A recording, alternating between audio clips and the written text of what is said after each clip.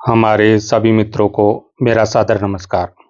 मित्रों, आज के इस वीडियो में हम कक्षा 6 विज्ञान की पुस्तक से वस्तुओं के समूह बनाना इस पाठ का अध्ययन करेंगे।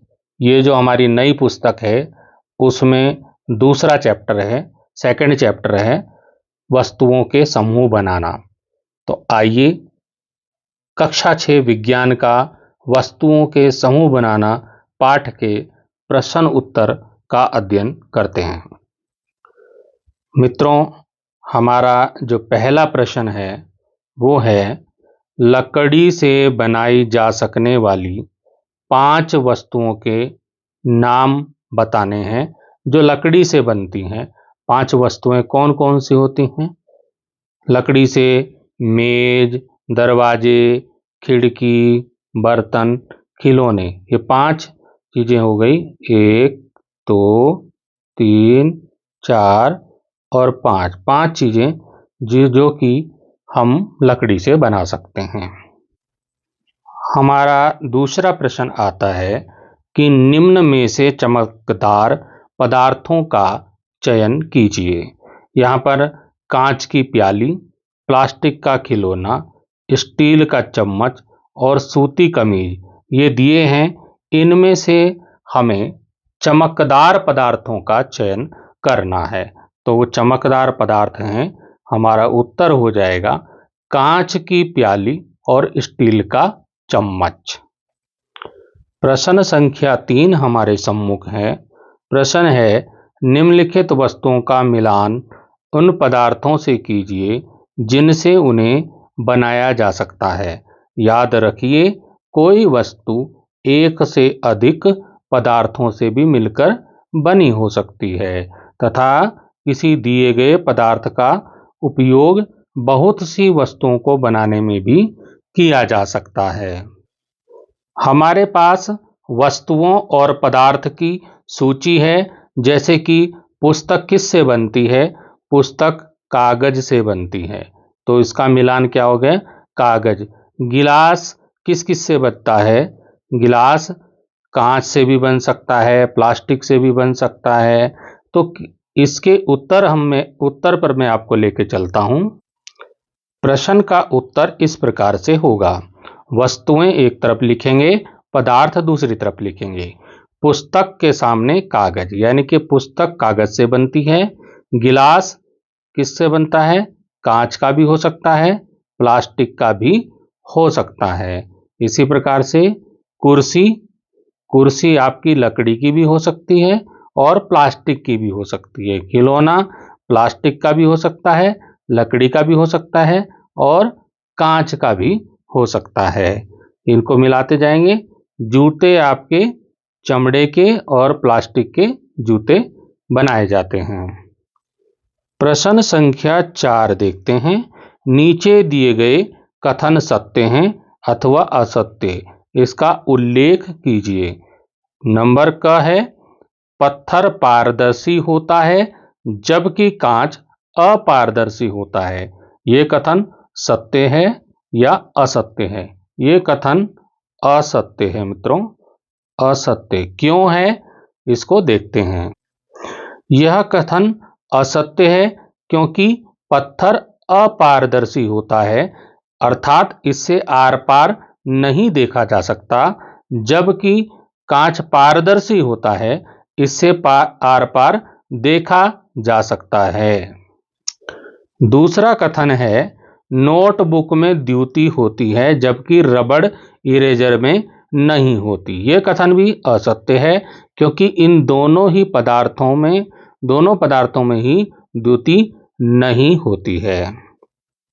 अगला कथन है चौक जल में विलीन हो जाती है। यह भी असत्य है क्योंकि चौक जल में घुलनशील पदार्थ नहीं है। अगला कथन है लकड़ी का टुकड़ा जल पर तैरता है। बिल्कुल सत्य है, लकड़ी का टुकड़ा जल पर तैरता है। अगला कथन है चीनी जल में विलीन नहीं होती। ये असत्य है। चीनी जल में विलीन हो जाती है, मतलब घुल जाती है, तो यह असत्य है, चीनी जल में विलीन हो जाती है। अगला कथन है तेल जल के साथ मिश्रणीय है। यह भी असत्य है कि तेल जल के साथ मिल जाता है, नहीं मिलता तेल। तेल जल के ऊपर तैरता रहता है। तेल जल के साथ मिश्रणीय नहीं है, बल्कि यह जल की सतह पर तैरता रहता है। अगला कथन है बालू रेत जल में निषादित हो जाती है। ये सत्य कथन है। बालू क्या हो जाती है? जल में निषादित हो जाता है। अब आता है अगला कथन सिरका जल में विलीन हो जाता है। ये भी सत्य है, सिरका जल में मिल जाता है। प्रश्न संख्या 5 देखते हैं। नीचे कुछ वस्तुओं तथा पदार्थों के नाम दिए गए हैं। देखिए, जल, बास्केटबॉल, संतरा, चीनी, ग्लोब, सेब तथा मिट्टी का घड़ा। इनको इस प्रकार से समूहित कीजिए। किस प्रकार से समूहित करना है यहां पर दिया है। इसमें नंबर का गोल आकृति तथा अन्य आकृति वाले कौन कौन से हैं, खाद्य कौन से हैं और अखाद्य कौन से हैं। तो इस प्रकार से इसका उत्तर हो जाएगा गोल आकृति। उत्तर हम लिखेंगे क। गोल आकृति किस किस की है? बास्केटबॉल की, ग्लोब की और मिट्टी के घड़े की। इनकी जो आकृति है वो गोल है। अन्य आकृतियां जल और चीनी की अन्य आकृतियां होती हैं। खाद्य पदार्थ कौन कौन से हैं इसमें से? जल, संतरा, चीनी, सेब आदि। अखाद्य जो खाने लायक नहीं है वो है बास्केटबॉल, ग्लोब और मिट्टी का घड़ा। ये खाने के लायक नहीं है। खाद्य होता है जो खाने के लायक होती हैं, जिनको खाया जा सकता है। अखाद्य जिनको हम खा नहीं सकते। प्रश्न संख्या 6 हमारे सम्मुख है। जल में तैरने वाली जिन वस्तुओं को आप जानते हैं उनकी सूची बनाइए। जांच कीजिए और देखिए क्या वे तेल अथवा मिट्टी के तेल पर तैरती हैं। आइए इसका उत्तर देखते हैं। बॉल लकड़ी का टुकड़ा, प्लास्टिक के खिलौने, पत्ते, प्लास्टिक की बोतल, ये क्या करते हैं? हाँ, ये सभी वस्तुएं तेल अथवा मिट्टी के तेल पर भी तैरती हैं। ये तैरने वाली चीजें हैं जो जल पे तैरती हैं, लेकिन ये सभी वस्तुएं तेल और मिट्टी के तेल पर भी तैरती हैं। प्रश्न संख्या 7 है। निम्नलिखित समूह में मेल ना खाने वाला ज्ञात कीजिए।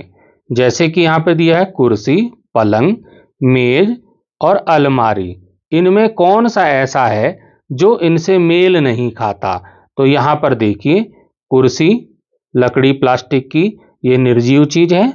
पलंग ये भी लकड़ी प्लास्टिक का हो सकता है, निर्जीव है। मेज भी लकड़ी का हो सकता है, अलमारी भी लकड़ी की हो सकती है, लेकिन बच्चा लकड़ी का नहीं हो सकता। तो बच्चा क्या है? ये सजीव है। तो ये इसमें से अलग है।